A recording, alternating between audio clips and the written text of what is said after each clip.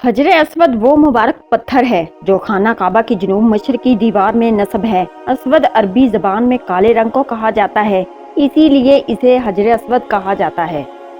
आज ये मुबारक पत्थर मुख्तलिफ छोटे छोटे टुकड़ों की शक्ल में मौजूद है जो चांदी के खूबसूरत हल्के के अंदर जुड़े हुए हैं। जब मुसलमान हज या उम्रा के लिए जाते हैं और खाना काबा का तवाफ करते हैं तो हजर असवद का इस्तेमाल करना सुन्नत समझा जाता है। खुश नसीब लोग अगर मौका मिल जाए तो इसे बोसा भी देते हैं, जबकि अक्सर लोग दूर ही से हाथ के इशारे के साथ सलाम पेश करते हैं।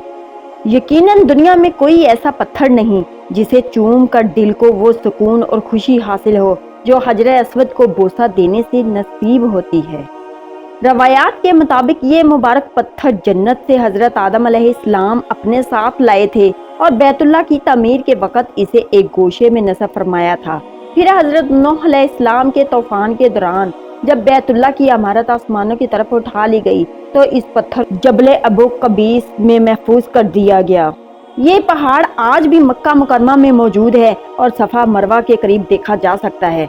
बाद में जब हजरत इब्राहीम अलैहिस्सलाम और हजरत इस्माईल अलैहिस्सलाम ने अल्लाह के हुक्म से दोबारा खाना काबा तामीर किया तो हजरत जिब्राईल अलैहिस्सलाम ये पत्थर लेकर आए और हजरत इब्राहीम अलैहिस्सलाम ने अपने मुबारक हाथों से इसे दोबारा दीवारे काबा में नस्ब फरमाया।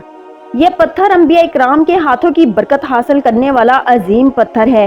फिर एक वक्त ऐसा आया कि नबी करीम सल्लल्लाहु अलैहि वसल्लम की उम्र मुबारक तकरीबन 35 बरस थी। मक्का मुकरमा में शदीद बारिशों और सैलाब की वजह से खाना काबा की इमारत को नुकसान पहुंचा। कुरैश ने फैसला किया कि काबा की दोबारा तामीर की जाए। सब कबाइल ने मिलकर इस तामीर में हिस्सा लिया, मगर जब हजर असवद को इसकी जगह रखने का वक्त आया तो हर कबीला चाहता था कि ये सआदत उसे हासिल हो। बात यहाँ तक बढ़ गई कि झगड़े और लड़ाई की नौबत आ गई। बाज़ कबाइल ने तो खून भरे प्याले में उंगलियां डालकर अहद किया कि या तो जान दे देंगे या ले लेंगे, मगर हजर असवद हम ही नस्ब करेंगे। आखिरकार एक बुजुर्ग ने मशवरा दिया कि अगली सुबह सबसे पहले जो शख्स हरम में दाखिल होगा वही फैसला करेगा। अगले दिन सबसे पहले हमारे आका हजरत मोहम्मद मुस्तफ़ा सल्लल्लाहु अलैहि वसल्लम तशरीफ लाए। आपको देखते ही सब पुकार उठे, ये सादिक हैं, ये अमीन हैं, हमें इनका फैसला मंजूर है। नबी करीम सल्लल्लाहु अलैहि वसल्लम ने एक निहायत ही हिकमत भरा फैसला फरमाया। आपने एक बड़ी चादर मंगवाई और हजर असवद को इसमें रखा। फिर हर कबीले के एक नुमाइंदे को बुलाया और फरमाया कि सब इस चादर का एक एक किनारा पकड़ लो। सब ने मिलकर चादर उठाई और हजर असवद को इसकी जगह के करीब ले आए। फिर हजूर नबी करीम सल्लल्लाहु अलैहि वसल्लम ने अपने मुबारक हाथों से हजर असवद को दीवारे काबा में नस्ब फरमा दिया। यूं तमाम कबाइल भी इस सआदत में शरीक हो गए और बड़ा फसाद खत्म हो गया। अहादीसे मुबारका में हजर असवद की बेशुमार फजीलतें बयान हुई हैं। नबी करीम सल्लल्लाहु अलैहि वसल्लम ने फरमाया कि हजर असवद और मकाम इब्राहीम जन्नत के यकूतों में से दो यकूत हैं। अल्लाह ताला ने इनकी रोशनी को कम कर दिया, वरना मशरिक से मगरिब तक दुनिया रोशन हो जाती। एक और हदीस में फरमाया गया कि हजर असवद जन्नत से उतरा तो दूध से ज्यादा सफेद था, मगर बनी आदम के गुनाहों ने उसे स्याह कर दिया। अब आइए तारीख के उस दर्दनाक वाक़ये की तरफ जिसे उलमा ने क़यामत की निशानियों में शुमार किया है। 4वीं सदी हिजरी में करामता नामी एक गुमराह गिरोह बहुत ताकतवर हो गया था। उनके अकायद इस्लाम से टकराते थे और वह जुल्म फसाद में हद से आगे बढ़ चुके थे। वो लोगों का खून बहाना जायज समझते थे। जब उनका सरदार अबू ताहर सलेमान बिन हसन अपने लश्कर के साथ मक्का मुकरमा पहुंचा तो उसने हरम पाक पर हमला कर दिया। इतना खौफनाक कत्ले आम हुआ कि जमजम का कुआं शहीदों की लाशों से भर गया। हजारों बेगुनाह मुसलमानों को शहीद किया गया, जिनमें सैकड़ों हाजी और तवाफ करने वाले भी शामिल थे।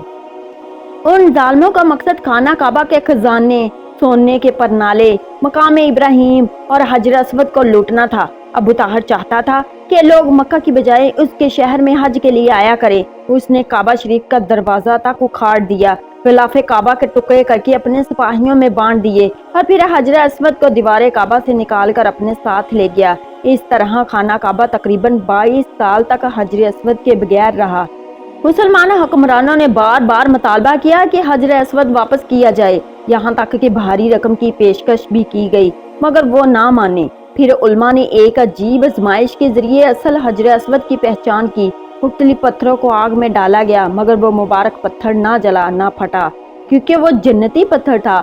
آخر کار 339 ہجری میں 22 سال بعد حجر اسود دوبارہ مکہ مکرمہ لایا گیا اور اسی مقام پر نصب کیا گیا جہاں پہلے موجود تھا۔ روایات میں یہ بھی آتا ہے کہ جب کرامتا اسے لے جا رہے تھے تو اونٹ اس کے وزن کی وجہ سے گر جاتے تھے، مگر واپسی کے وقت ایک کمزور سا اونٹ اسے آسانی سے مکہ لے آیا۔ یہ بھی اللہ کی قدرت کی ایک نشانی تھی۔ علماء فرماتے ہیں کہ نبی کریم صلی اللہ علیہ وآلہ وسلم نے پہلے ہی خبر دے دی تھی کہ قیامت اس وقت تک قائم نہیں ہوگی جب تک حجر اسود کو اس کی جگہ سے نہ اٹھا لیا جائے۔ اسی لیے اس واقعے کو قیامت کی نشانیوں میں شمار کیا جاتا ہے۔ اللہ تعالیٰ خانہ کعبہ، حجر اسود اور حرم پاک کو ہمیشہ سلامت رکھے اور ہمیں بار بار ان مقدس مقامات کی حاضری نصیب فرمائے۔ آمین ثم آمین۔